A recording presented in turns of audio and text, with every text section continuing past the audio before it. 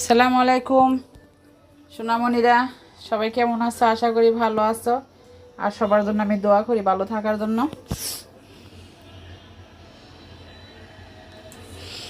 এই যে আপু একটু আগে আরেকটা ভিডিও করছি, আমার মোবাইলে ডিস্টার্ব, আমি পুরো ভিডিও করতে পারি না। তো যাই হোক, টুকিটাকি যতটুকু পারি তোমাদেরকে দেখানোর চেষ্টা করতেছি। তো বড় যারা আছেন আমার সালাম নেবেন, ছোটো ছোটো সোনামণিরা তোমাদের প্রতি আমার আন্তরিক ভালোবাসা শুভেচ্ছা রইল। তো আপা আজকে হইলো গুঁড়া মাছ রান্না করতেছি অন্য পদ্ধতিতে। এই যে আস্তা হইলো রসুন দিছি 4টা উপর, দাফা একটু রসুন বেশি খাই।